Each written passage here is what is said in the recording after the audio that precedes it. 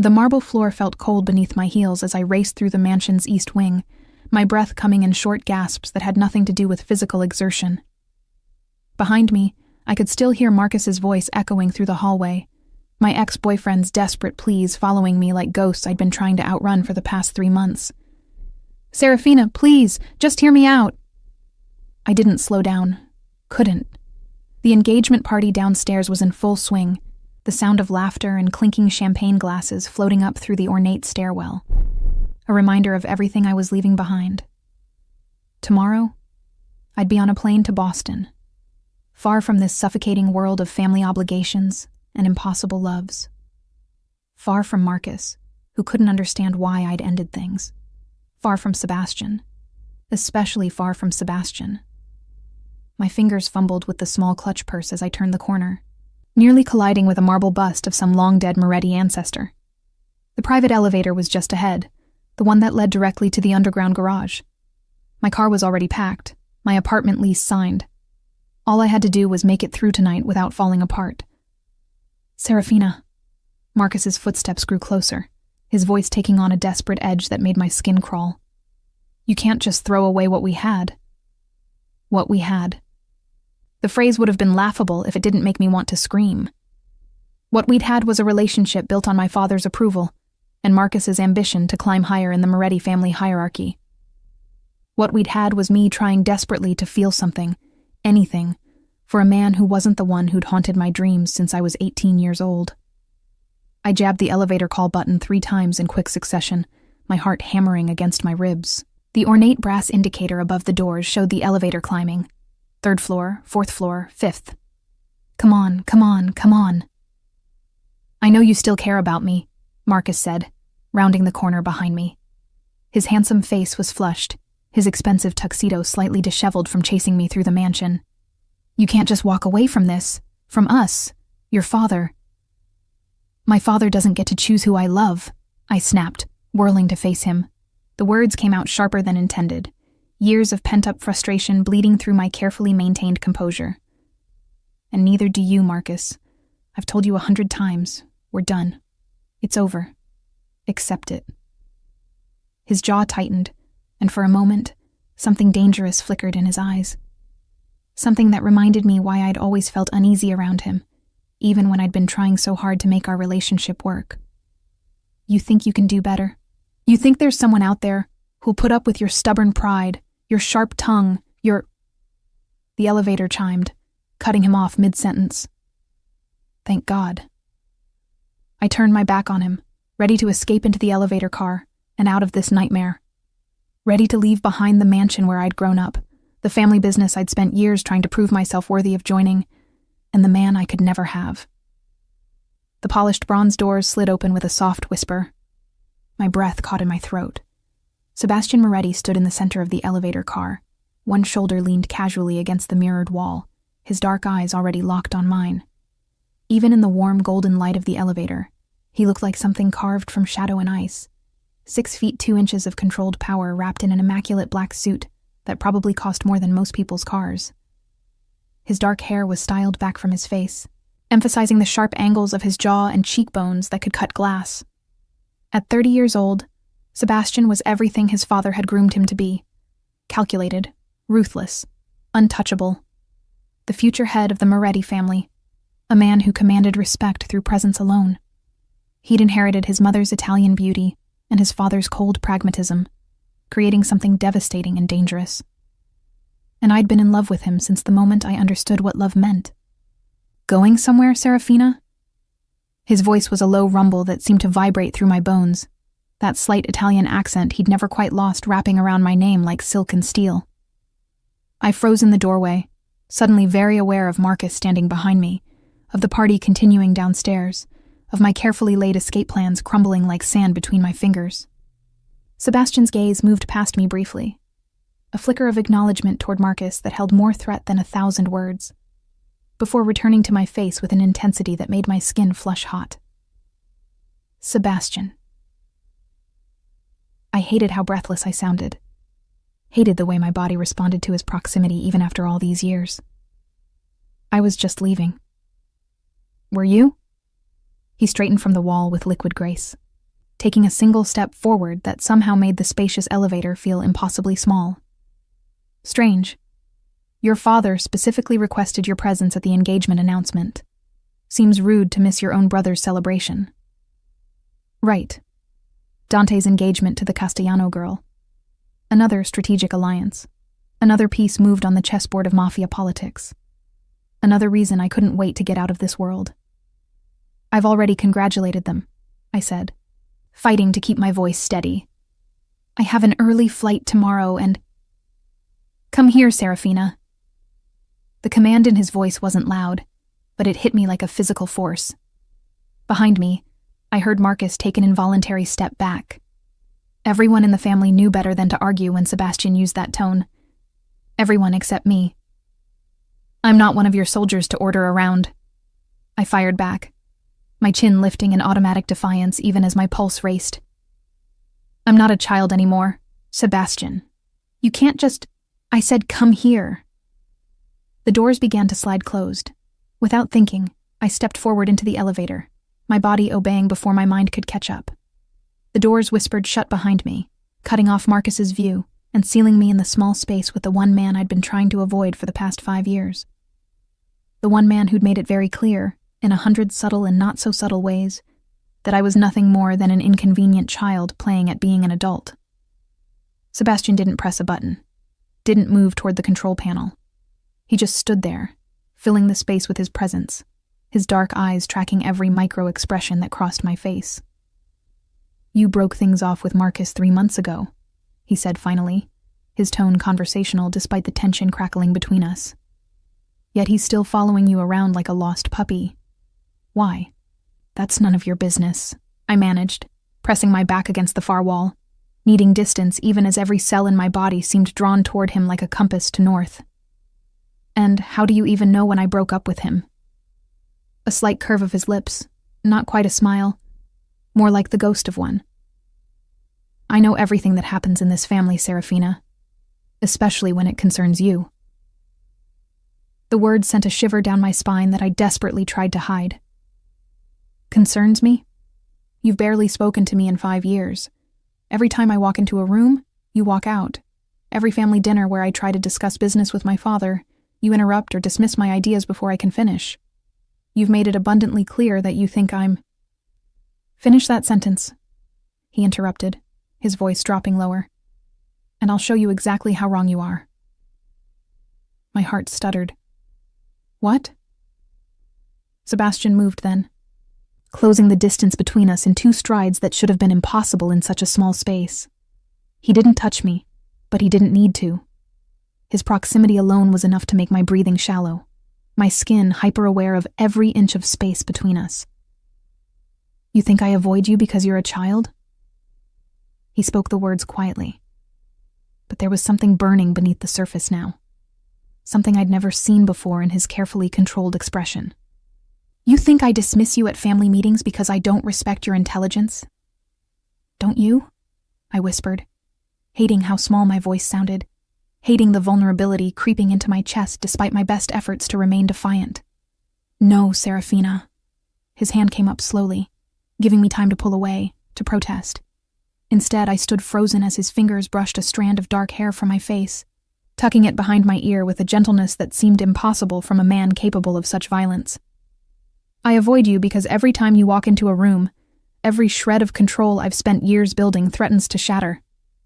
I dismiss you at meetings because when you lean forward to make a point, when your eyes light up with that sharp intelligence you try to hide behind pretty smiles, when you bite your lower lip thinking no one notices, I forget every single reason why I can't have you.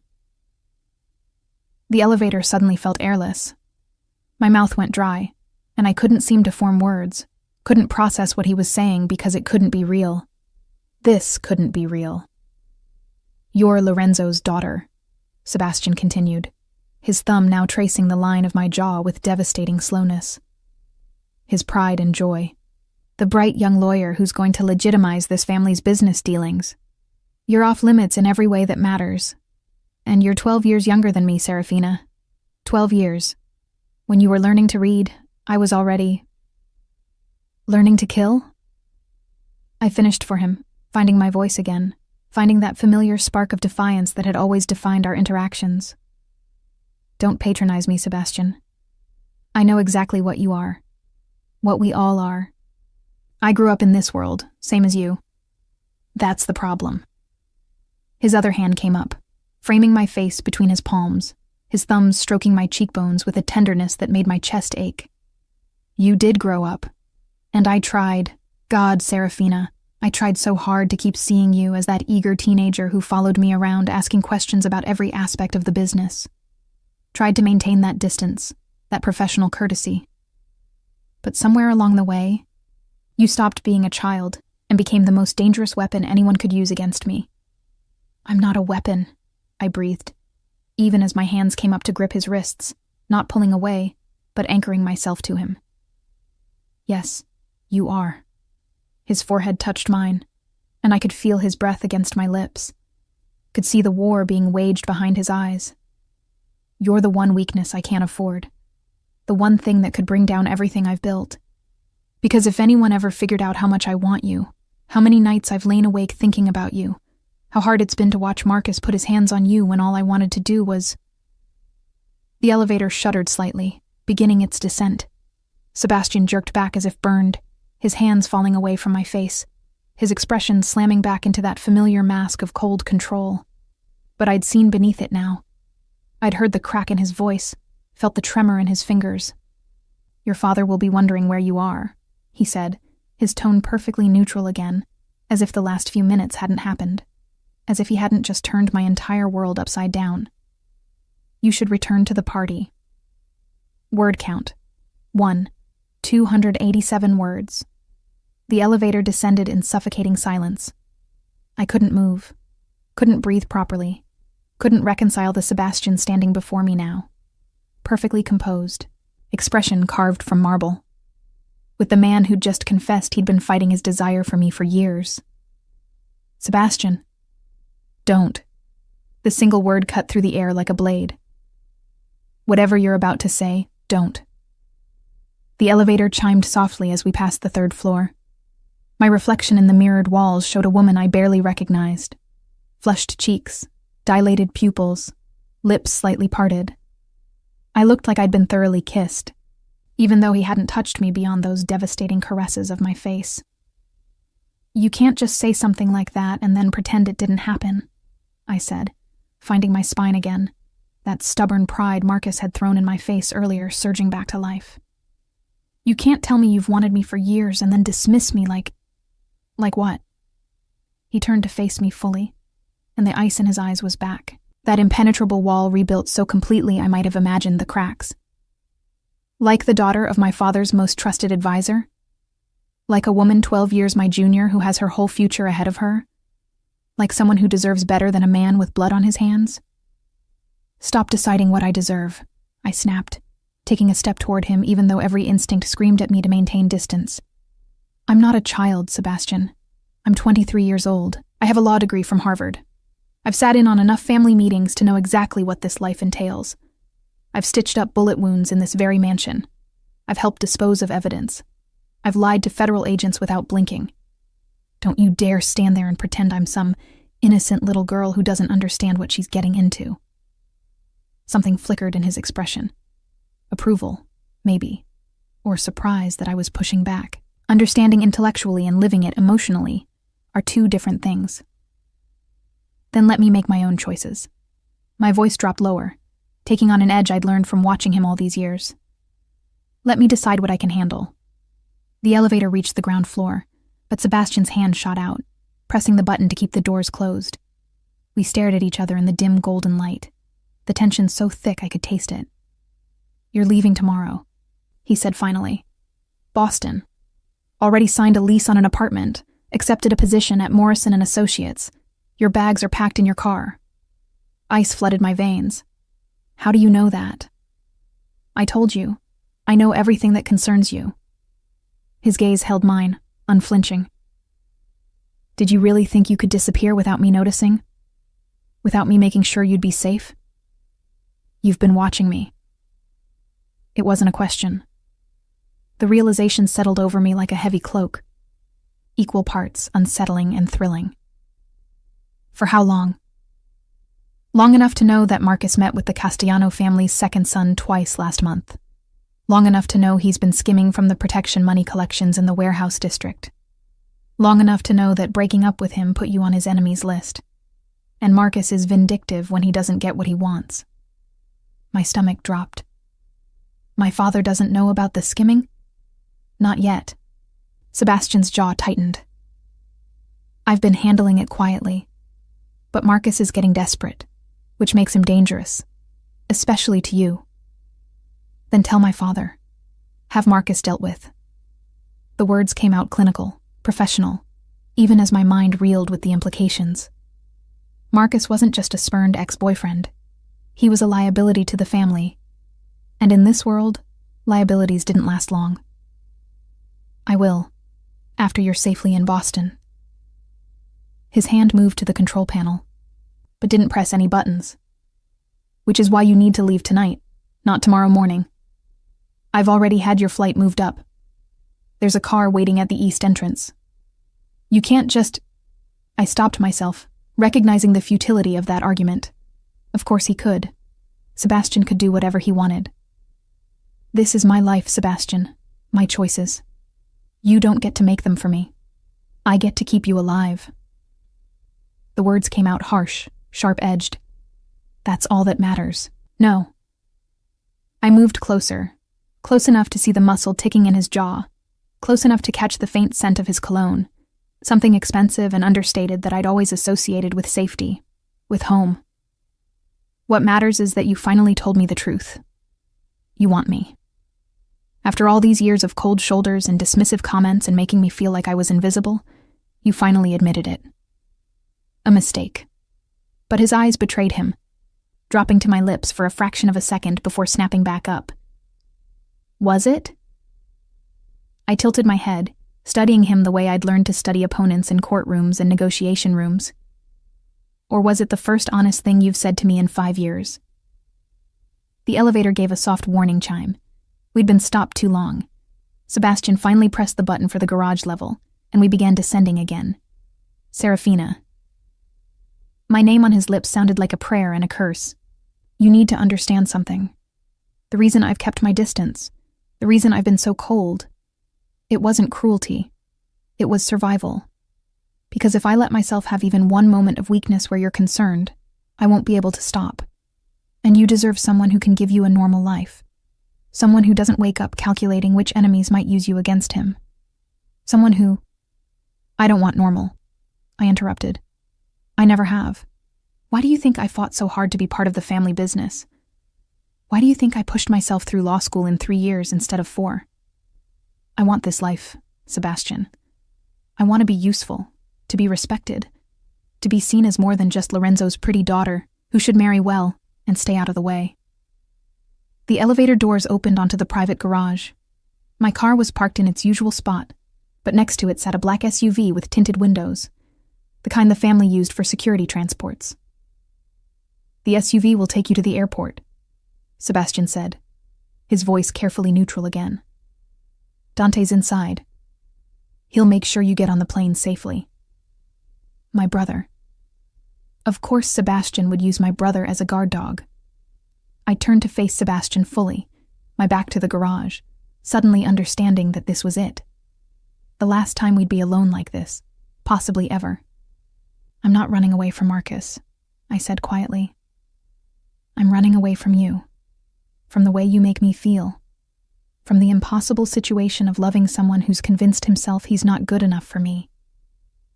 His expression cracked, just for a second. Serafina. I've loved you since I was 18 years old, Sebastian. The confession tumbled out. 5 years of pent-up emotion I'd kept locked away. I know you thought I was a child with a crush, and maybe it started that way. But it became so much more.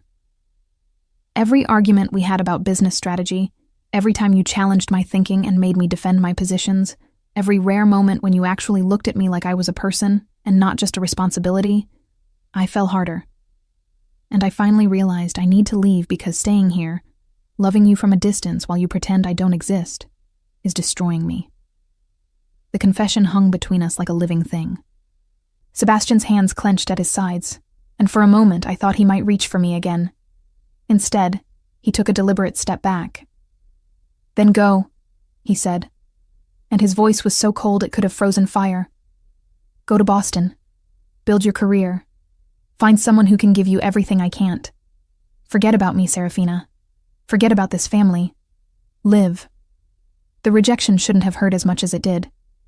I'd been preparing myself for it, steeling myself against exactly this response. But hearing him tell me to forget him, to leave, to find someone else, felt like a knife between my ribs. "Coward," I whispered. His eyes flashed. "What did you say?" "I said you're a coward." I stepped out of the elevator, putting space between us even as everything in me screamed to close the distance instead. The great Sebastian Moretti, feared by enemies and respected by allies, too afraid to take what he wants because he might actually have to feel something. You talk about protecting me, about keeping me safe, but really you're just protecting yourself. You have no idea what you're talking about. Don't I? I laughed, and it sounded bitter even to my own ears. I've watched you my entire adult life, Sebastian. I've seen you make impossible decisions without hesitation. I've seen you face down men who wanted you dead without flinching. But one honest conversation about feelings and you shut down completely. That's not strength. That's fear. He moved so fast I didn't have time to react. One moment he was in the elevator, the next his hand was around my wrist, pulling me back, spinning me to face him. His other hand cupped my face, tilting it up to meet his blazing gaze. "You want to know what I'm afraid of?"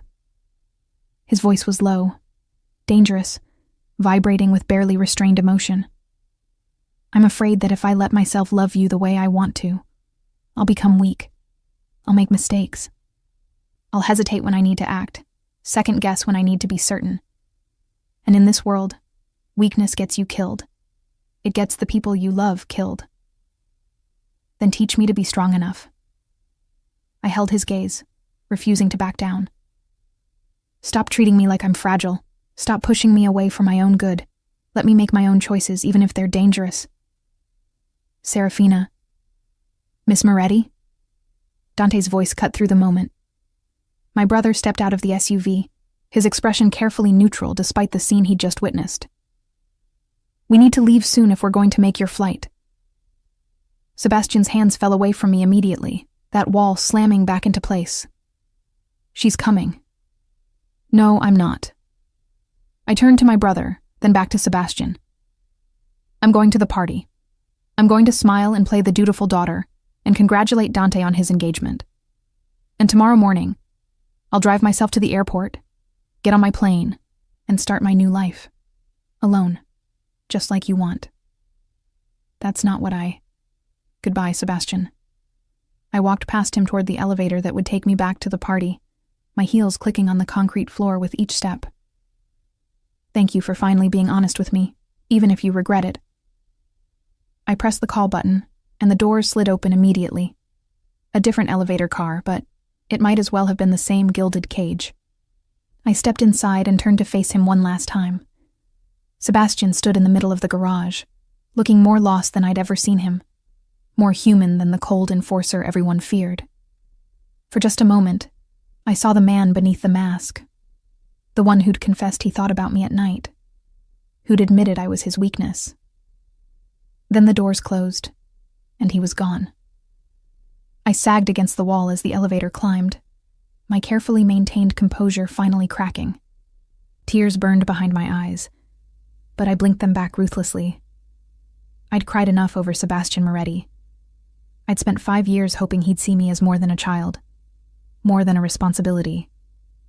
And now that he'd finally admitted he did, he was still pushing me away. The elevator reached the main floor, and I stepped out into the sound of music and laughter. The engagement party was in full swing in the grand ballroom, crystal chandeliers casting golden light over designer gowns and expensive suits, champagne flowing freely, the cream of the city's underworld celebrating another strategic alliance. I pasted on a smile and made my way through the crowd, accepting congratulations and well wishes from people who probably didn't even remember my name. In this world, daughters were ornamental. We were bargaining chips and diplomatic tools, not individuals with our own dreams and ambitions. There you are. My father appeared at my elbow, his silver-streaked hair and kind eyes so at odds with the ruthless businessman I knew him to be. I was beginning to think you'd slipped out early. Thought about it, I admitted, kissing his cheek. But I wouldn't miss Dante's big night. Lorenzo Ricci studied me with the same sharp intelligence that had made him invaluable to the Moretti family for 3 decades. Are you all right, Principessa? You look upset. Just tired. It's been a long night. I squeezed his hand. I should probably head out soon. Early flight tomorrow. About that? His expression grew serious. I need to talk to you about Boston. There have been some developments. Lorenzo. Sebastian's voice cut through the music and chatter. I turned to find him standing a few feet away, looking perfectly composed again, every trace of the emotional turmoil from the garage erased. A word? It's urgent. My father's eyes narrowed slightly. He could sense the tension, but he nodded. Of course. Serafina, we'll talk before you leave tomorrow. I watched them move toward a private corner. Watched Sebastian's mouth move as he spoke urgently to my father. Watched my father's expression grow grim. Whatever Sebastian was telling him, it wasn't good news. And somewhere deep in my gut, I knew. He was telling him about Marcus, about the skimming, about the meetings with the Castellano family's second son, about the danger I was in. Word count, 1, 297 words. The party had taken on a surreal quality. I moved through the crowd like a ghost, smiling and nodding at the appropriate moments, while my mind remained trapped in that garage elevator, replaying Sebastian's confession on an endless loop. Around me, the Moretti family's closest allies and most dangerous associates celebrated my brother's strategic engagement, unaware that somewhere in a private corner, my future was being decided without me. I just accepted another glass of champagne from a passing server, my 3rd, or maybe 4th, not that I was planning to drink any of them, when a hand closed around my elbow. Gentle, but firm. We need to talk. Sebastian's voice was low enough that no one around us could hear. Now. I thought we were done talking, I said, not looking at him, still facing the crowd of glittering guests. Your father wants to see us both. His office. There was something different in his tone now. Not cold, not distant, but laced with an urgency that made my stomach clench. It's about Marcus. Of course it was. I let him guide me through the ballroom, aware of the curious glances that followed us. Sebastian Moretti and Lorenzo Ricci's daughter, leaving a party together.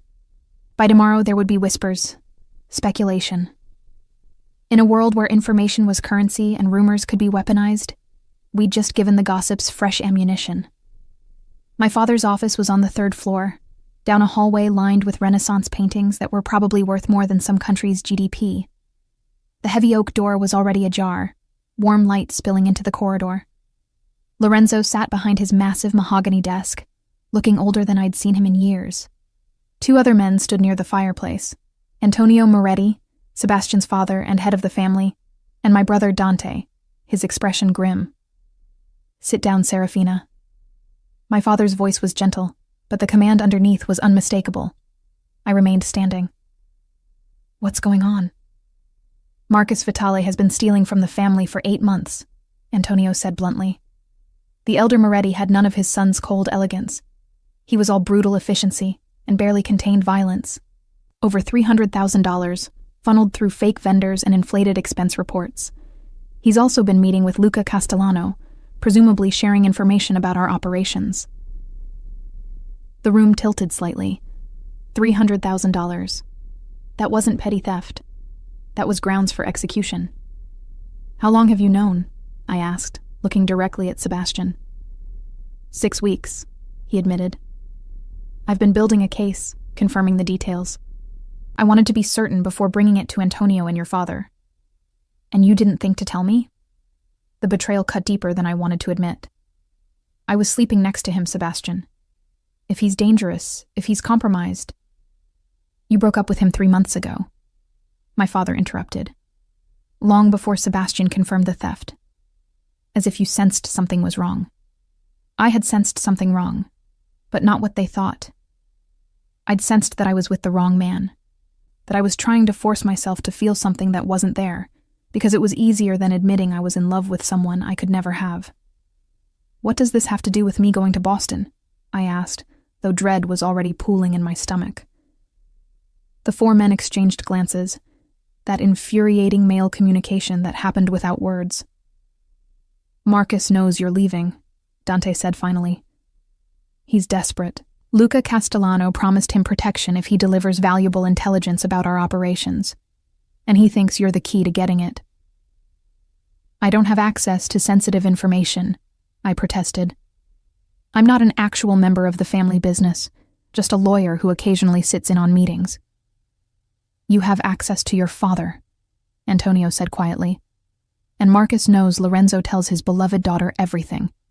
You're a target, Serafina, which means we need to keep you close until the situation is resolved." The words landed like a physical blow. "You want me to cancel Boston?" "We want you alive," Sebastian said, and there was something raw in his voice despite his carefully controlled expression.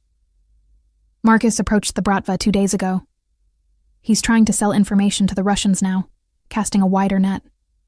He's painting you as a treasure trove of family secrets. That's insane. It doesn't matter if it's true," my father said gently. "It matters that he's convinced dangerous people you're worth taking. The Bratva wouldn't hesitate to kidnap you, torture you for information, then kill you when you couldn't provide what they wanted." The room fell silent except for the crackling of the fire. I stared at my father, at the genuine fear in his eyes, and something in me cracked. "How long?" My voice came out steady despite the fear coursing through me. "How long do I have to stay?"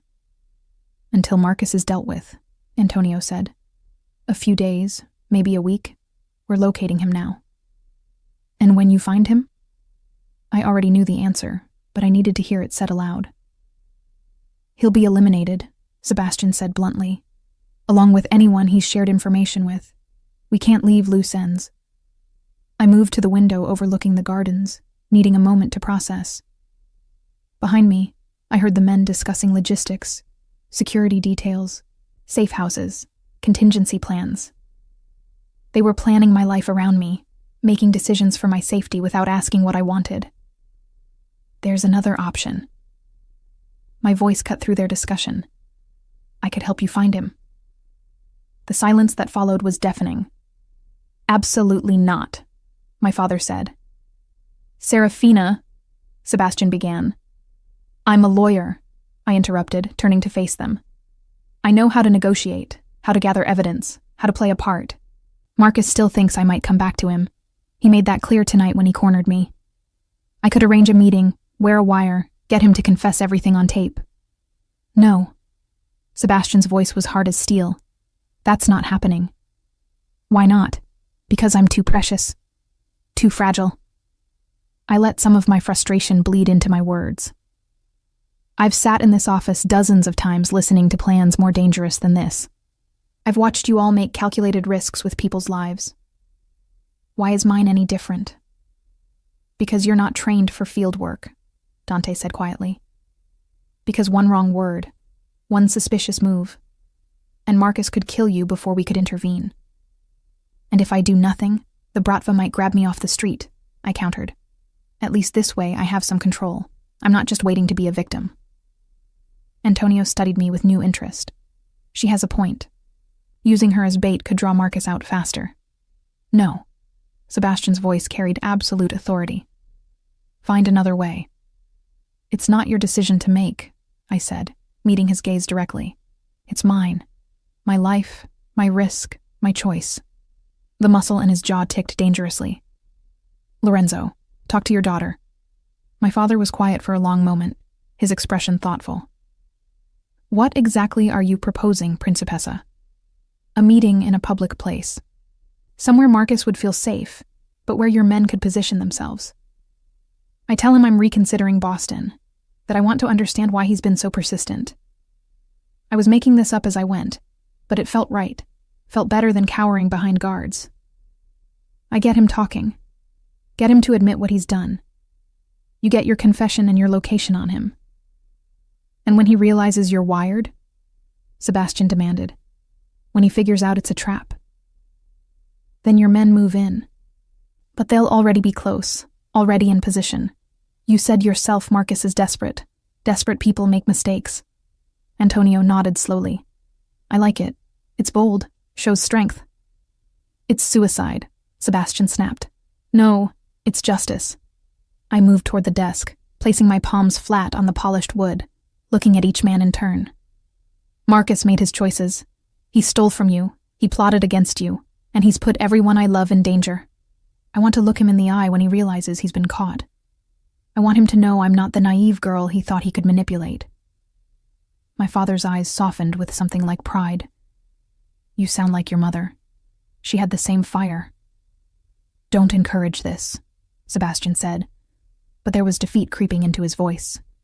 He could see the decision being made around him, could see that I wasn't backing down. If we do this, Antonio said carefully, you follow the plan exactly.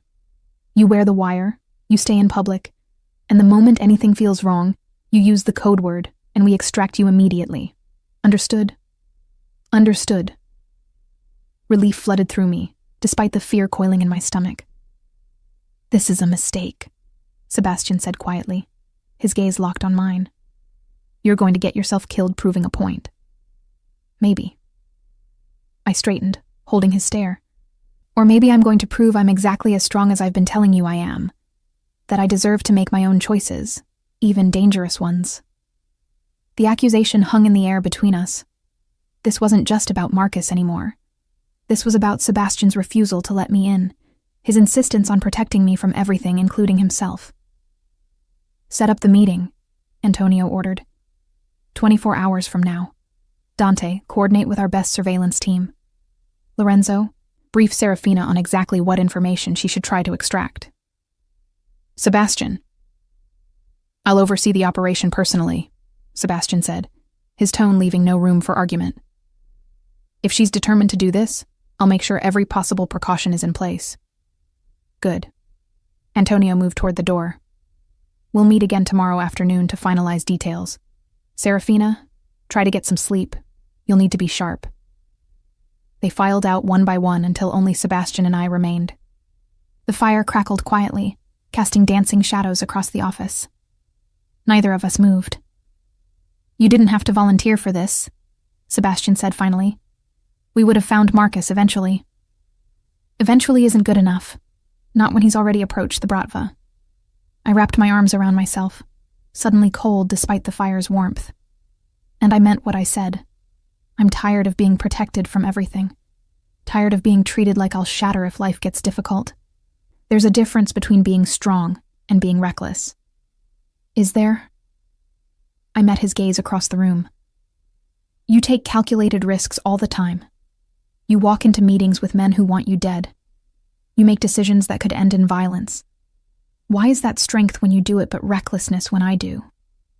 Because... He stopped himself, jaw clenching.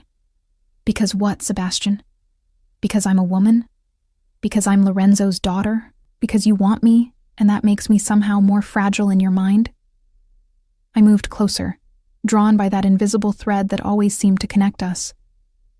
I'm not made of glass. I'm made of the same steel and survival instinct as everyone else in this family. I know that. His voice was rough, stripped of its usual control.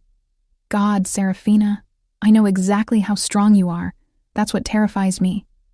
Why?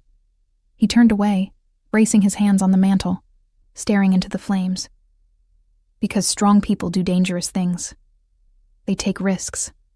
They refuse to be protected. And if something happened to you because I wasn't fast enough, wasn't smart enough, wasn't there, then that would be on the people who hurt me, not on you. I closed the distance between us, close enough to touch but still maintaining that last inch of space. You can't control everything, Sebastian. You can't protect me from the entire world. I can try. The words were so quiet I almost missed them. What if I don't want protection? I asked. What if I want partnership instead? Someone who sees me as an equal, who respects my choices even when they're risky. He turned then, and the look in his eyes stole my breath. hunger and fear, and something that might have been hope, all warring for dominance. 24 hours, he said. We have 24 hours to make sure this plan works, to keep you safe. And if anything goes wrong, if Marcus so much as looks at you the wrong way, you'll be there, I finished. I know. I trust you, Sebastian. Even when you're being an overprotective idiot who thinks he knows what's best for me. A ghost of a smile touched his lips. Overprotective idiot? The worst kind. I found myself smiling back, some of the tension between us easing. But you're my overprotective idiot, whether you're ready to admit that or not. Serafina. Tomorrow, I said, stepping back before I could do something stupid, like close that last inch of distance and kiss him. We'll deal with Marcus tomorrow. Tonight I need to go home and prepare. Figure out exactly what I'm going to say to make him trust me one more time. I'll have men watching your apartment. I know. I moved toward the door, then paused. Sebastian, thank you for telling my father, for not letting Marcus's betrayal go unnoticed, for protecting the family. Always. The word was heavy with meaning I wasn't ready to unpack. I left him standing by the fire, walked back through the now quiet mansion. The party had wound down while we'd been in that meeting, and made my way to my car. True to Sebastian's word, a black SUV followed me at a discreet distance all the way back to my apartment. Inside my small but tastefully decorated space, I finally allowed myself to process everything that had happened tonight. The confrontation in the elevator, Sebastian's confession, the meeting with my father and Antonio, the plan that would put me directly in Marcus's path. 24 hours from now, I'd be wearing a wire, meeting with my ex-boyfriend, trying to extract a confession that would seal his fate. And somewhere nearby, Sebastian would be watching, listening, ready to intervene. I poured myself a glass of wine, just one, to steady my nerves, and stood at my window overlooking the city. Boston felt like a distant dream now, a life I'd been planning that was already slipping away. Maybe that was for the best. Maybe I'd been running toward something that wasn't meant for me. My phone buzzed with a text from an unknown number. Sleep well. I'll see you tomorrow. S. I typed back. Don't worry so much. I've got this. His response came immediately. That's what worries me most. Despite everything, despite the danger and the fear and the impossible situation we were in, I smiled. Tomorrow, I'd prove to Sebastian Moretti that I was strong enough to stand beside him, not behind him. That I deserved to make my own choices, take my own risks. Tomorrow, everything would change. Word count. 347 words. The restaurant Marcus had chosen was predictably pretentious, a high-end Italian place in the financial district where business deals were sealed over 20-ounce steaks and $1,000 bottles of wine. Neutral ground, he'd called it when I'd texted him yesterday. Somewhere we could talk without family pressure. What he didn't know was that Sebastian owned a third of the building through one of his shell corporations. That 3 of the servers were actually Moretti soldiers. That the man reading a newspaper at the corner table was Dante. That Sebastian himself was in the manager's office, listening to every word through the wire taped between my breasts. I smoothed down the emerald silk dress I'd chosen. Expensive, but not flashy. Elegant, but not provocative. The kind of outfit that said I'd put in effort without trying too hard.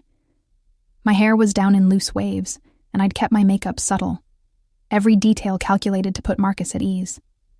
The wire itched against my skin, a constant reminder of the dozen men positioned throughout the restaurant and surrounding streets. Antonio had given final approval for the operation this morning, his face grave as he'd warned me one last time that Marcus was dangerous, unpredictable. You feel anything wrong, you say honeymoon, Sebastian had said, as the tech fitted my wire, his voice tight with controlled tension. That's your safe word. The moment you say it, we're coming in. I know the plan, I'd replied, meeting his gaze steadily. I've been over it 50 times. Make it 51. His hand had come up as if to touch my face, then fallen back to his side. Don't take any risks. Don't try to be clever. Just get him talking. Let him incriminate himself. And get out. Now, sitting at the quiet corner table Marcus had reserved, I focused on breathing steadily. My heart raced beneath my ribs, adrenaline sharpening every sense. The sommelier, one of ours, had poured me a glass of red wine I wouldn't drink. The waiter, also ours, had taken our order with professional disinterest. Marcus arrived exactly on time, looking like the successful businessman he pretended to be. Tailored gray suit, expensive watch, that charming smile he'd used to win me over a year ago. Before I'd realized the smile never reached his eyes. Serafina. He bent to kiss my cheek, and I fought not to recoil. You look beautiful. I'm glad you agreed to meet. I almost didn't, I said, keeping my voice neutral. After how you acted at the party. I know. I'm sorry. He sat across from me, his expression contrite. I was upset, jealous, seeing you with... He trailed off, but his eyes said what his mouth didn't. Seeing you with Sebastian. He's my brother's best friend, I said carefully. We were just talking. Right. Marcus didn't believe it, but he let it go. You said you wanted to discuss Boston. Does that mean you're having second thoughts? This was it, the opening I needed. I don't know anymore. I took a pretend sip of wine, gathering my thoughts. Everything happened so fast with us, Marcus. The breakup, the decision to leave. I feel like maybe I didn't give us a fair chance. Hope flared in his eyes, raw and dangerous. I've been saying that for months. We were good together, Sarah. We could be again. Could we? I leaned forward slightly. I need to know I can trust you, that you're being honest with me about everything. Something shifted in his expression, calculation replacing warmth. What do you mean? I mean, I've heard things. I kept my voice soft, uncertain. Rumors around the family. My father seems concerned about something. And Sebastian's been asking questions. I need to know if it has anything to do with you. With us. Marcus went very still. What kind of questions? About finances. About meetings you've had. I let vulnerability creep into my voice, playing the naive girlfriend perfectly. If there's something going on, something I should know, I need you to tell me. I can't go back to you with secrets between us. There are no secrets, he said too quickly. Your brother's best friend is paranoid, that's all. He doesn't trust anyone outside the immediate family. Then why does my father seem worried? I pressed. Why have the security details doubled around the house? Marcus's jaw tightened. He was weighing something, trying to decide how much to reveal. If I tell you something, he said slowly, I need to know it stays between us. That you won't run to your father or... His lip curled slightly. To Sebastian. Of course. I reached across the table, placing my hand over his. The touch made my skin crawl, but I forced myself to squeeze gently. You can trust me, Marcus. I want to understand what's happening. He looked around the restaurant, checking for listeners. If only he knew. Things have been difficult in the organization lately, he said quietly. There are factions forming. People who think Antonio is getting too old, that he's lost his edge. People who think Sebastian is too cold, too ruthless. There's going to be a shift in power, Sarah, and I need to make sure I'm on the right side when it happens. My blood ran cold. This wasn't just theft. This was mutiny. What kind of shift? I asked, keeping my voice level. The Castellanos are making moves. They have allies in the Bratva, connections in city government. They're building a coalition to challenge the Moretti's control. Marcus leaned in, his voice dropping to barely a whisper. And they approached me 3 months ago, offered me protection, a position in their organization, if I could provide information about Antonio's operations. And you agreed? I let shock color my voice. Marcus, that's... Smart, he interrupted. It's smart, Serafina. The Moretti's time is ending. Your father is loyal to a dying regime. But you and me? We could be part of something new. Something stronger. Is that why you've been taking money? The question slipped out before I could stop it. His eyes narrowed. How do you know about that? I'm not stupid, Marcus. I notice things. I pulled my hand back, creating distance. The question is, what else have you been doing? For a long moment, he just stared at me. Then something ugly twisted his features, the mask finally slipping. "You're wired." It wasn't a question. "What? No, stand up." His hand shot across the table, gripping my wrist painfully. "Stand up slowly, or I'll make a scene that gets everyone in this restaurant killed." My heart hammered against my ribs. Around us, I could sense rather than see the Moretti soldiers tensing, waiting for my signal. "Marcus, you're hurting me." "Good." He stood, pulling me up with him, his other hand reaching into his jacket. "We're going to walk out of here together, nice and calm. And if your boyfriend's men try to stop us, I'll put a bullet in your spine before they can blink." "Honeymoon," I said clearly, letting the fear I actually felt bleed into my voice. "This isn't the honeymoon I imagined." Everything happened at once. The server dropped his tray with a crash, revealing a gun. Dante stood up from his table, weapon already drawn. 2 more men materialized from the kitchen, blocking the exits. And Sebastian appeared from the office doorway like an avenging angel, his expression colder than I'd ever seen it. "Let her go, Marcus." Sebastian's voice was deadly calm. "You're surrounded. There's no way out." Marcus laughed, a desperate sound that sent chills down my spine. "You think I didn't plan for this? You think I came here without insurance?" He yanked me against his chest, his arm wrapping around my throat, the cold press of metal against my ribs making it very clear he'd been telling the truth about the gun. "Everyone stays back," Marcus shouted, "or she dies right here." The restaurant had gone silent. The handful of civilian diners were frozen in their seats, some with phones out but too afraid to move. The Moretti soldiers held their positions, weapons trained on Marcus but unable to shoot without risking hitting me. "You're only making this worse," Sebastian said, taking a step closer. "Let her go, and we can talk. Find a solution. The only solution is you let me walk out of here." Marcus's arm tightened around my throat, making it hard to breathe. "I've got a car waiting 2 blocks away. I take her with me, drive to a secondary location, and once I'm safe, I'll let her go." "You'll kill her the moment you're clear," Dante said flatly. "Maybe." Marcus's voice was steady despite the insanity of his position. "But that's better odds than she has if you try to take me down here." Sebastian's gaze met mine across the restaurant. In his eyes, I saw fury and fear and something that looked like agony, the cold, calculating man stripped away to reveal raw emotion. "Don't do this," he said, and I realized he wasn't talking to Marcus anymore. He was talking to me. "Don't try to be a hero."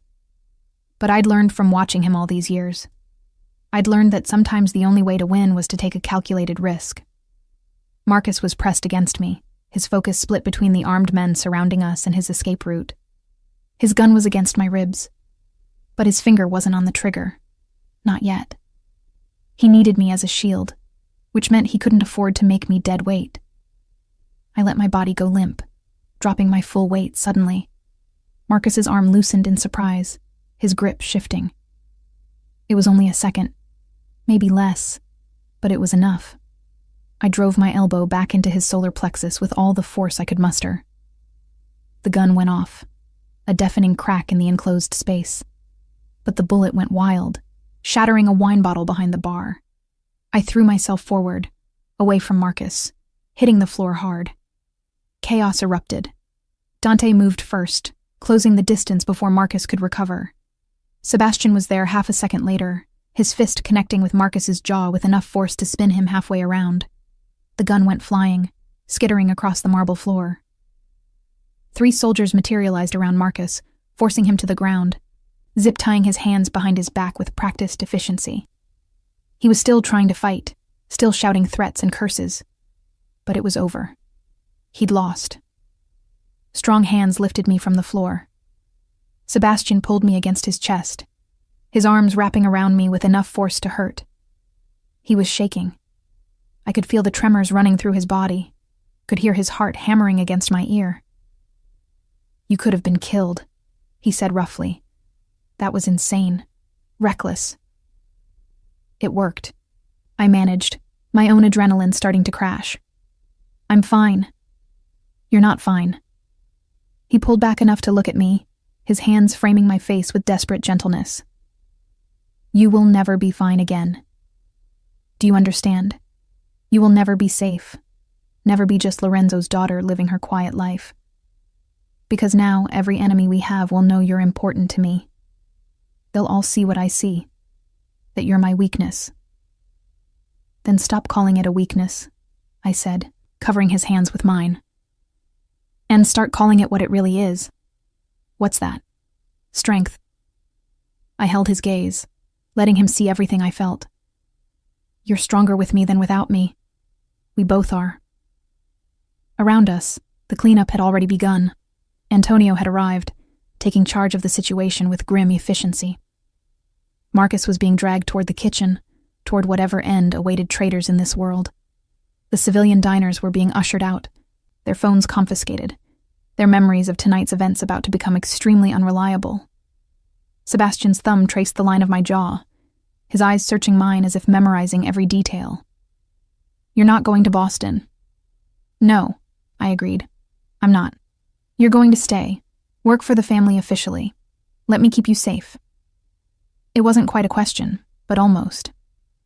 I'm going to stay, I confirmed, but not to be kept safe, to be your partner, your equal. The person who challenges you and keeps you honest and refuses to let you push her away when things get dangerous. Serafina. Those are my terms, Sebastian. I stepped back from his embrace, needing him to see that I meant this.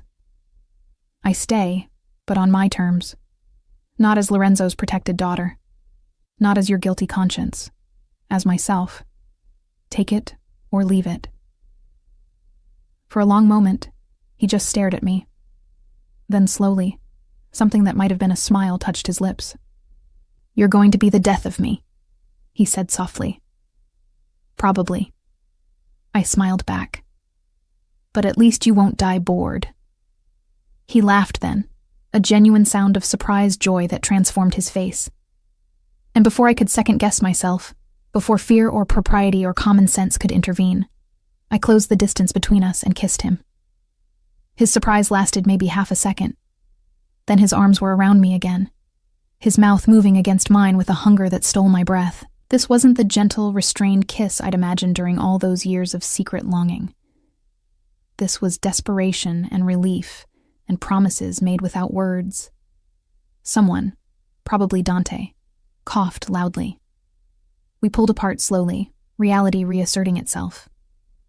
We were standing in the middle of a restaurant where a man had just been taken down, where my father and Antonio were probably watching, where every soldier in a 3-block radius had just witnessed Sebastian Moretti kissing Lorenzo Ricci's daughter.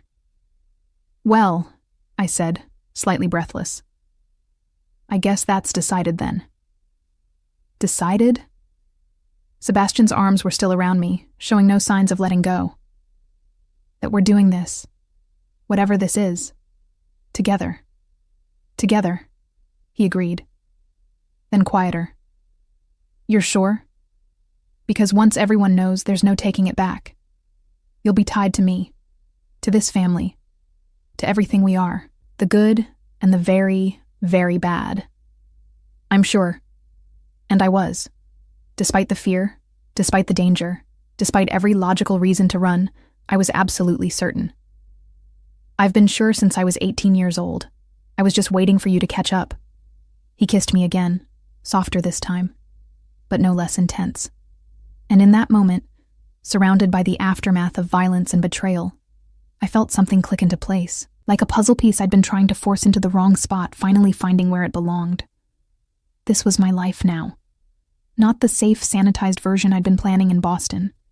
Not the half-existence of loving Sebastian from a distance.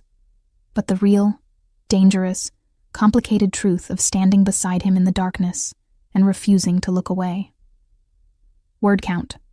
296 words.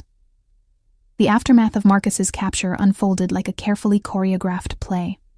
Within hours, Antonio had extracted a full confession. The names of everyone involved in the plot against the family, the extent of the Castellanos' infiltration, the Bratva connections that ran deeper than anyone had suspected. By sunrise, 3 more traitors had been identified and quietly removed from their positions. I didn't ask what removed meant. I didn't need to. What I did do was sit in on every meeting about the cleanup, taking notes and offering legal perspectives on how to document everything in ways that would hold up under scrutiny should it ever be needed. My father watched me with a mixture of pride and concern, recognizing that his daughter had crossed a line she couldn't uncross. Sebastian watched me with something else entirely. We'd kept things professional in front of the family for exactly 4 hours after that kiss in the restaurant. Then he'd cornered me in a supply closet like we were teenagers sneaking around, kissed me breathless, and made me promise we'd talk, really talk, once the immediate crisis was handled. Talk, I'd repeated, my fingers twisted in his shirt. Is that what we're calling it? Among other things. His mouth had found that sensitive spot below my ear. But first, I need to make sure you're actually safe, that every loose end is tied up. That had been 3 days ago. 3 days of constant meetings, security briefings, and tense phone calls with allies across the city. 3 days of Sebastian and I stealing moments in corridors, exchanging loaded glances across conference tables, building tension that was becoming harder to ignore. Now, standing in Antonio's office with the full Moretti inner circle assembled, I felt the weight of every decision that had led me here. The Castellanos have withdrawn their challenge, Antonio announced, his voice carrying the satisfaction of a predator who'd successfully defended his territory. Luca denies any involvement with Marcus's plot, claims he was approached but never agreed to help. We have no proof otherwise. He's lying, Sebastian said flatly from where he leaned against the far wall. Marcus named him specifically. Marcus is dead, Dante pointed out. His testimony died with him. I kept my expression neutral at the confirmation of what I'd already suspected. Marcus's fate had been sealed the moment he'd put that gun to my ribs. In this world, some transgressions couldn't be forgiven. The Bratva is a larger concern, my father said, studying the documents spread across Antonio's desk. If they're actively recruiting against us. I've already opened communications with Dmitry Volkov, Antonio interrupted. He claims no knowledge of any arrangements with Marcus. Says his organization maintains its neutrality in our territorial disputes. Another lie, I said quietly. All eyes turned to me. Marcus specifically mentioned Bratva connections the night of Dante's engagement party. He wouldn't have made that up. He was desperate to prove he had powerful allies. Serafina's right, Sebastian said. The Bratva is playing both sides, waiting to see who comes out on top before committing, which means we need to demonstrate strength. Or forge a better alliance, I suggested. The Bratva responds to power, but they also respect intelligence. If we can offer them something they want more than what the Castellanos can provide. What do you have in mind? Antonio asked, his expression thoughtful. I pulled out my laptop, calling up the research I'd been doing for the past 2 days. The Volkov organization has been trying to legitimize their money laundering operations through real estate, but they lack the legal expertise to navigate the regulatory frameworks without raising red flags. What if we offered them access to our legal infrastructure? A partnership that benefits both families while making it prohibitively expensive for them to ever work against us. The room fell silent as everyone processed the suggestion. That's actually brilliant, Dante said finally. We'd be making them dependent on our expertise while gaining leverage over their operations. It's risky, my father countered. Bringing the Bratva deeper into our business? They're already in our business, I interrupted gently. This just gives us control over how and where. Plus, it positions us as problem solvers rather than just threats. The Castellanos can't compete with that.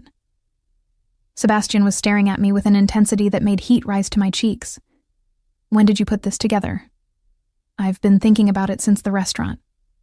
I closed my laptop. Marcus said the Castellanos were building a coalition. The best way to counter that is to build a stronger one ourselves. One based on mutual benefit rather than just fear. Antonio's laugh was genuine.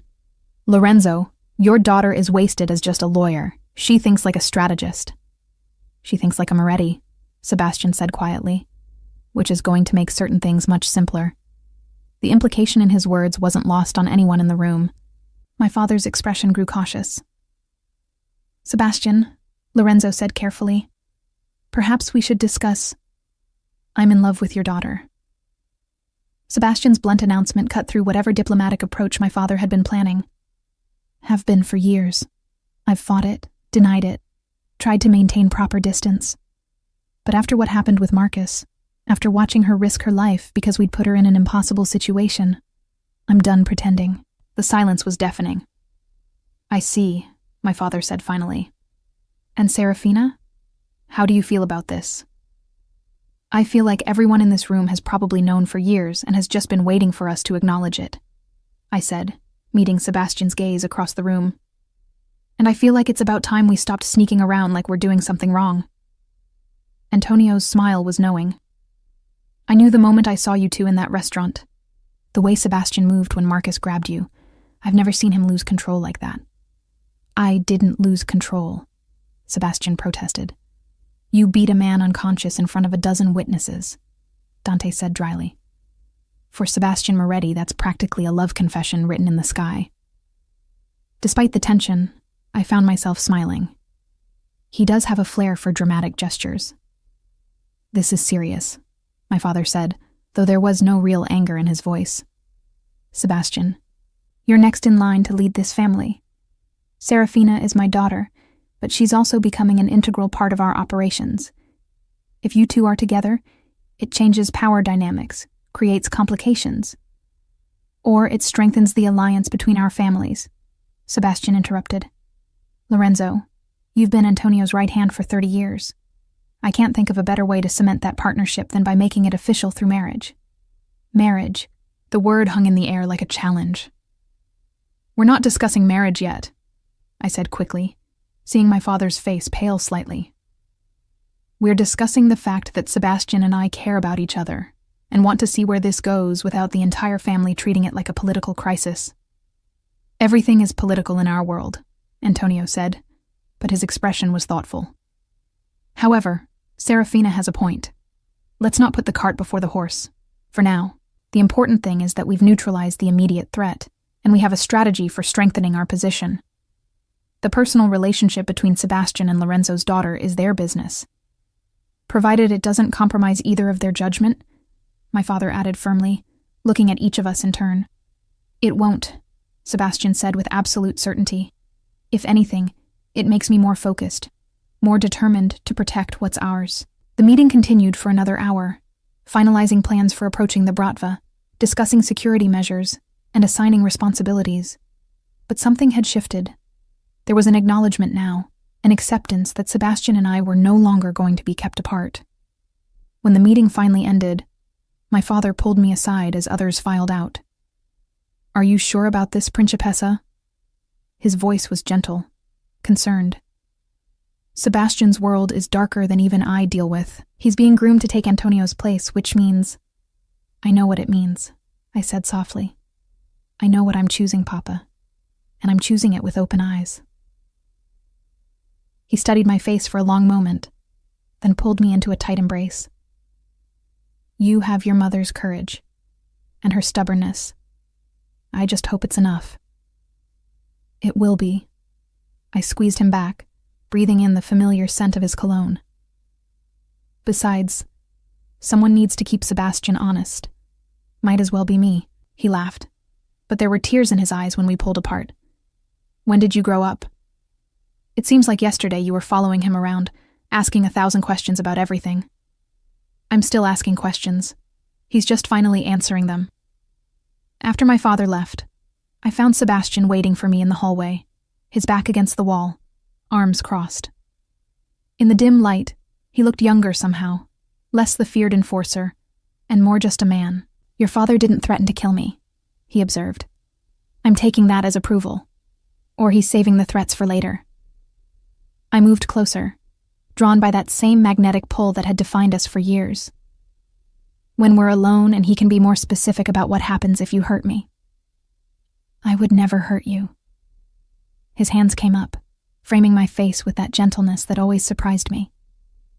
But I will complicate your life in about 1,000 different ways.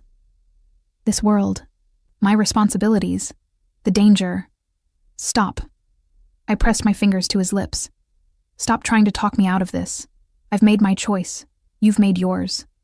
Can we just exist in that for a moment without planning for disaster? His lips curved against my fingers. You're asking a strategist to stop strategizing. I'm asking the man I love to kiss me before someone else interrupts with another crisis. Well, when you put it that way. His mouth captured mine, and I stopped thinking about family politics and Bratva alliances and all the complicated tangles of our world. For a moment, there was just this. His arms around me, his heart beating against mine. The simple truth of two people who'd been fighting their way to each other for far too long. When we finally broke apart, both breathing hard, Sebastian rested his forehead against mine. "I have something to show you," he said quietly. "Come with me." He led me through the mansion to a wing I'd rarely visited, the private family quarters where Antonio and his late wife had raised their children. Sebastian's childhood room had been converted into an office years ago, but it still held traces of the boy he'd been. Books on strategy and history, a fencing trophy from his teenage years, photos of him with Dante and my brother, all of them younger and less hardened by their world. But it was the wall safe he was opening that drew my attention. "I've been holding on to this," Sebastian said, withdrawing a small velvet box. Waiting for the right moment, or maybe just waiting for the courage. My breath caught as he turned to face me, the box balanced on his palm. This was my mother's. He opened it to reveal a stunning emerald ring, the stone surrounded by diamonds that caught the light. She gave it to me a week before she died, told me to save it for the woman I couldn't live without. "Sebastian." "I'm not proposing," he interrupted quickly. "Not yet. Not when we've barely begun this. But I wanted you to see it. To know that when I said I've been fighting this for years, I meant it. You're not a phase, Serafina. You're not a mistake or a weakness. You're the woman I've been waiting for since I first saw you argue circles around a federal prosecutor at your father's dinner table 5 years ago." Tears blurred my vision. I was so nervous that night, trying so hard to prove I belonged in those conversations. "You destroyed him." Sebastian's smile was full of pride. Demolished every one of his arguments with case law and precedent he'd never even heard of. And I sat there thinking, I am so utterly screwed, because I knew right then that you were going to ruin me for anyone else. "Good," I whispered, "because you ruined me first." He closed the box, returning it carefully to the safe. "Soon, when the dust settles from all this, when I can ask properly, without a dozen crises hanging over our heads, I'm going to ask you to marry me, Serafina Ricci, and I very much hope you'll say yes." "I very much hope you'll be patient enough to wait for the asking," I replied, wrapping my arms around his neck. "Because right now, I just want to enjoy this. Us, without planning 3 moves ahead for once." "I can do that." His arms came around my waist, pulling me closer. "For you, I can learn to live in the moment." We stayed like that for a long time, wrapped in each other, letting the tension of the past weeks slowly ease. Outside, the city continued its endless rhythm. Somewhere out there, the Castellanos were regrouping. The Bratva was calculating their next move, and 100 other threats were forming in the shadows. But here, in this moment, we were just Sebastian and Serafina, 2 people who'd fought their way through denial and danger to find each other. And for now, that was enough. Word count: 297 words. 6 months later, the world looked entirely different. I stood in the floor-to-ceiling windows of Sebastian's, our penthouse office, watching the city lights glitter like scattered diamonds against the dark sky. The same city I'd grown up in, but transformed now by a perspective I'd never imagined having. From here, 30 floors above the streets, I could see the empire the Moretti family had built. Block by block, building by building, an intricate web of legitimate businesses and carefully hidden operations that kept this city running. And I was no longer just an observer. I was part of it. The Volkov contracts came through. I called over my shoulder to where Sebastian sat at his desk, reviewing reports. Dimitri's lawyers finally signed off on the revised terms. We're officially their legal counsel for all East Coast operations. Excellent. He didn't look up from his work, but I could hear the satisfaction in his voice. That should make the Castellanos think twice before approaching them again. The alliance I'd suggested after Marcus's betrayal had proven even more successful than anticipated. The Bratva got access to our legal expertise and money laundering infrastructure. We got a powerful ally and eyes on their operations. More importantly, we'd created a partnership that made it prohibitively expensive for either family to betray the other. The Castellanos, lacking similar leverage, had been forced to back down from their challenge to Moretti dominance. Luca had even sent a formal apology gift, a case of wine worth more than most people's cars, along with assurances of continued cooperation and respect for our territories. In the complex chess game of organized crime, we'd just captured a queen without firing a shot. Serafina. Sebastian's voice pulled me from my thoughts. Come here. I turned to find him watching me, his work forgotten.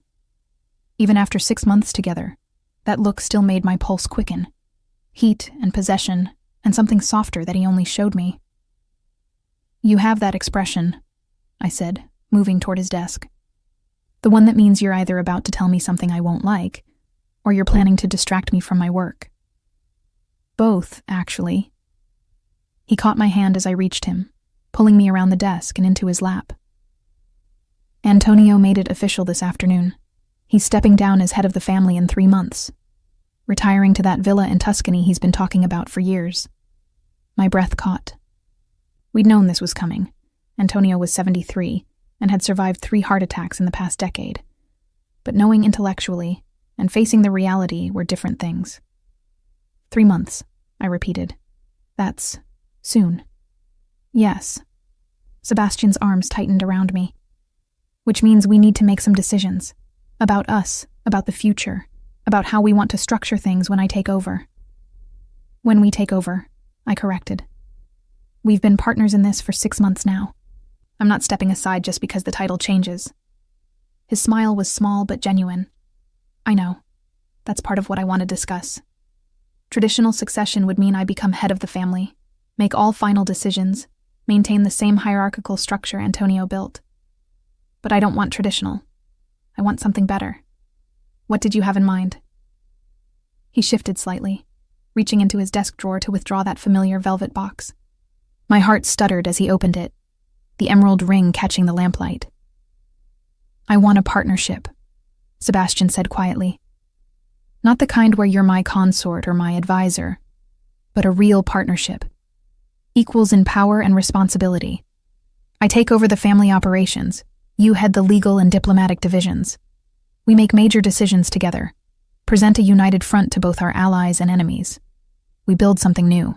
You want to revolutionize the power structure of a century-old crime family? I tried to keep my voice steady, despite the emotion welling in my chest. I want to marry you, he corrected. The revolution is just a bonus. Serafina Ricci, will you? The office door burst open. Dante rushed in, his face grim in a way that immediately put me on edge. We have a problem, he said without preamble. The Castellanos just hit the warehouse on the east side. 4 of our men are dead, and they took the entire month's protection collection. $2 million gone. Sebastian was on his feet in an instant, settling me carefully in his chair as he moved to meet his brother. How? Inside information. Someone told them exactly when the collection would be there, exactly how many guards would be on duty. Dante's jaw tightened. We have another traitor. The word hit like a physical blow. After everything we'd done to secure the organization, after all the investigations and security overhauls, someone was still selling information to our enemies. Call a full council meeting, Sebastian ordered. Everyone who has access to operational schedules needs to be there. Tonight. Already done. 30 minutes. Dante's gaze flickered to me, then back to his brother. They're asking if Serafina will be present. Of course I'll be present, I said, before Sebastian could answer. If someone's leaking information, we need everyone's perspective to figure out who. Sebastian turned to face me, and I could see the war behind his eyes, the desire to protect me from this ugliness, versus the knowledge that I'd proven myself capable of handling it. Fine, he said finally. But you stay by my side the entire time. We don't know yet who we can trust. The council meeting was held in the mansion's basement conference room, a space deliberately designed to be secure, soundproofed, and escape-proof. Around the long table sat the key members of the Moretti organization, section chiefs, financial managers, logistics coordinators. 20 people, any one of whom could be the traitor. My father sat to Sebastian's right, his expression carefully neutral. I took the seat on Sebastian's left, acutely aware of the significance. In this world, where you sat at the table mattered, and I was sitting in a position of power.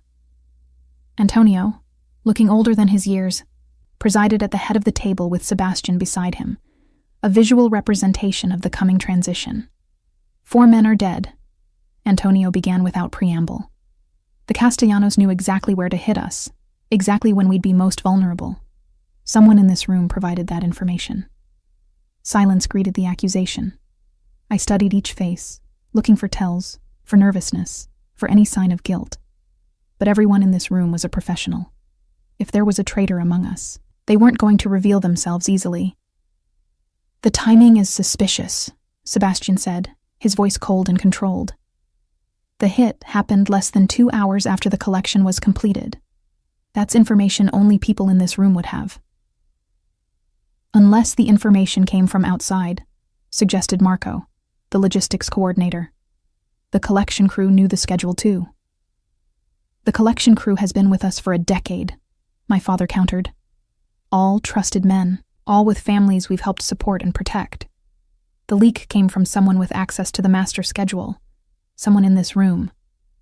I leaned forward slightly, drawing attention. "The Castellanos wouldn't risk open war over $2 million, not after 6 months of peace. This isn't about the money. It's about making a statement, about proving there's still a threat despite our alliance with the Bratva." "Serafina's right," Dante said. "This is Luca's style. Calculated provocation designed to test our response." "Then we respond," Antonio said grimly. "But first, we find the traitor." For 3 hours, we dissected the operation, questioning everyone, checking alibis, reviewing communication logs. It was tedious, painstaking work, but necessary. Trust was the foundation of everything in this world. Without it, the entire structure collapsed. Finally, a pattern emerged. Small inconsistencies in one person's account, a phone call made at the wrong time, a detail known that shouldn't have been. Sofia Martinez, Antonio's personal assistant for 15 years, sat perfectly still as the evidence mounted against her. She was 63 years old, a grandmother, someone everyone trusted implicitly. "Sofia," Antonio said softly, and there was genuine pain in his voice. "Tell me it's not true." Her composure cracked. Tears streamed down her weathered face. "My grandson," she whispered. "Luca has my grandson. He took him 3 weeks ago. Said if I didn't help, he'd kill him. I had no choice. Please, Antonio. I had no choice." The room erupted in angry shouts, demands for immediate retaliation, calls for Sofia's execution. But Antonio raised a hand for silence. "How old is your grandson?" he asked quietly. 16. Just 16. Sofia was sobbing now. "He's all I have left. His parents are gone, it's just me and Miguel. I couldn't let them kill him." Sebastian's hand found mine under the table, squeezing gently. We both knew what should happen next. Sofia had betrayed the family. 4 men were dead because of her actions. The rules were clear. But Sofia's anguish was real. And 16-year-old Miguel hadn't chosen any of this. "Where's your grandson now?" I asked, surprising myself with the steadiness of my voice. Sofia looked up, hope flickering through her despair. "A house in the warehouse district. I have the address. They make me call every day to prove he's still alive." I glanced at Sebastian, then at Antonio. "This changes things. If the Castellanos are kidnapping family members to force cooperation, that's an escalation we can't ignore." "Agreed," Sebastian said. "Sofia betrayed us under duress. That doesn't excuse it, but it explains it. The real enemy here is Luca." "So we get the boy back," Dante said. "And then we end this once and for all." Antonio nodded slowly. "Sofia, you'll give us everything. The address, the schedules, the communication protocols. We'll get Miguel back. But your position here is over. Your family will be relocated, given new identities, protected. But you can never come back." "I understand," Sophia's voice was barely a whisper. Thank you. Thank you for sparing us. The rescue operation was planned with military precision. Dante would lead the team, 12 of our best soldiers, hitting the house where Miguel was being held. Meanwhile, Sebastian and I would meet with Luca Castellano on neutral ground, a restaurant owned by a family friendly to both sides. You're not going, Sebastian said, as we prepared in his office. This meeting with Luca is too dangerous. Which is exactly why I need to be there. I checked my appearance in the mirror, adjusting the elegant black dress I'd chosen. You need a witness. Someone to document what's said, to ensure there's no misunderstanding about our position. Serafina. Don't. I turned to face him. We agreed. Partners. Equals. That means I don't sit on the sidelines when things get dangerous. His jaw tightened, but he didn't argue further. We both knew I was right. The restaurant was elegant but sparse, the kind of place where privacy was guaranteed and questions weren't asked. Luca Castellano was already seated when we arrived, flanked by his own security detail. He was younger than I'd expected, mid-30s, handsome in a polished way that reminded me uncomfortably of Marcus. Sebastian, how generous of you to meet me, Luca said, his smile not reaching his eyes. And you brought the lawyer. How professional. This is Serafina Ricci, Sebastian said coldly. My partner. And the reason you're still breathing. Luca's eyebrows rose. Oh? And why is that? Because she convinced me that killing you immediately would be bad for business, I said calmly, taking my seat across from him. But my patience has limits. Kidnapping a 16-year-old boy, forcing a grandmother to betray people she's worked with for 15 years. That's not business, Luca. That's terrorism. Strong words. But Luca's smile had faltered slightly. True words, Sebastian corrected. You wanted to test our strength, to see if we'd retaliate for the warehouse hit. Consider this your answer. His phone buzzed. Sebastian glanced at the message, then smiled. A cold, dangerous expression that made Luca's security detail shift nervously. Miguel Martinez has been recovered, Sebastian said. He's safe, unharmed, and being reunited with his grandmother as we speak. The men guarding him? Not so fortunate. Luca's face paled. You're making a mistake. No, you made the mistake. I leaned forward. You thought kidnapping one of our people's family members would make us look weak. Instead, you've given us justification to end this little Cold War you've been waging. We could destroy your organization tonight. Wipe out every Castellano operation in this city. The Bratva wouldn't lift a finger to stop us. We're far more valuable to them than you are. But we're not going to, Sebastian continued. Because that would destabilize the entire power structure, create chaos that benefits no one. Instead, we're offering you a choice. What choice? Luca asked tightly. Peace. Real peace, not this performative cooperation while you plot against us. Sebastian's gaze was unflinching. You acknowledge Moretti authority in this city. You pay reparations for the men you killed and the money you stole. And you never, ever touch our people's families again. And if I refuse? Then tomorrow morning, every federal agency in this city receives a very detailed file about your operations, I said quietly.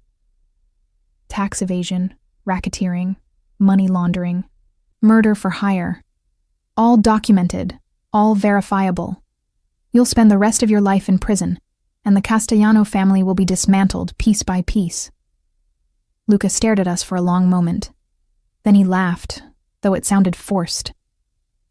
You're bluffing. You'd never bring in the feds. Try me, I said. I'm a lawyer, Luca. I know exactly how to make a case that no defense attorney could beat, and Sebastian doesn't bluff. The silence that followed was suffocating. Finally, Luca nodded once, sharply. Fine, peace. Real peace.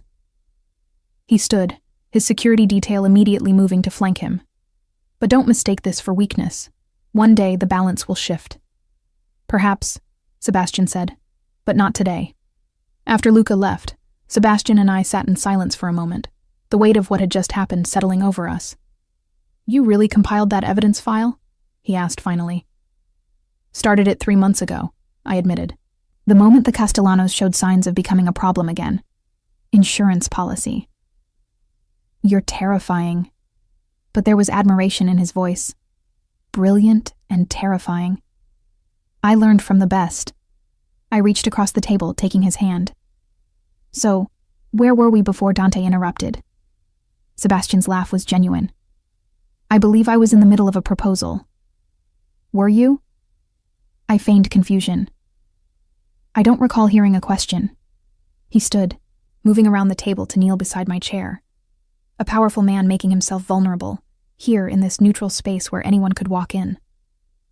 Serafina Ricci, he said, producing that velvet box once more. Will you marry me? Will you be my partner not just in business but in everything? Will you help me build something better than what came before? Something stronger, smarter, more enduring? Yes, I said, the word catching in my throat with emotion. Yes to all of it. He slipped the ring onto my finger, the emerald catching the light, and kissed me with a tenderness that seemed impossible from a man who'd just orchestrated a rescue operation and potentially ended a war. I love you, he said against my lips. My dangerous, brilliant, impossible woman. I love you too, I replied, my cold, calculating, overprotective man who's not nearly as cold as he wants people to think. We left the restaurant hand in hand, stepping into a future that was uncertain but no longer frightening. 3 months from now, Sebastian would officially become head of the Moretti family, and I would stand beside him, not behind him, equal partner in building an empire that could endure. The girl who'd fallen in love at 18 with an impossible man had grown into a woman who could stand in the darkness and hold her own, who could negotiate with the Bratva, outmaneuver the Castellanos, and still remember that at the core of all this power and violence were real people trying to survive. As we drove back to the penthouse through the glittering city, I looked at the ring on my finger, a symbol not just of love, but of partnership, of trust, of two people who'd fought their way to each other through denial and danger and come out stronger for it. What are you thinking? Sebastian asked, his hand finding mine on the center console. That we're going to change everything, I said. That 5 years from now, the Moretti family will be stronger than it's ever been. More legitimate, more secure, more respected. Ambitious, he observed. You wouldn't want me any other way. No, he agreed, bringing my hand to his lips. I absolutely wouldn't. The future was unwritten, dangerous and uncertain, and full of challenges we couldn't yet imagine. But we'd face them together, partners, equals, bound not just by love, but by shared purpose and unshakable trust. And in this world of shadows and secrets, that was the most powerful weapon of all. This story reminds us that the heart knows what it wants, long before the mind is ready to accept it. Sometimes the most powerful love stories aren't about grand gestures, but about two people who finally stop running from what they've always known was true. If this story of forbidden love, second chances, and finding your equal in the darkness touched your heart, please hit that like button. It helps us share more stories like this with women who appreciate depth, passion, and characters who refuse to be underestimated. Now I'm curious, have you ever loved someone you thought was impossible? Someone you had to fight for, or fight against, before you could finally be together? Share your story in the comments. Your experience might be exactly what another woman needs to hear today.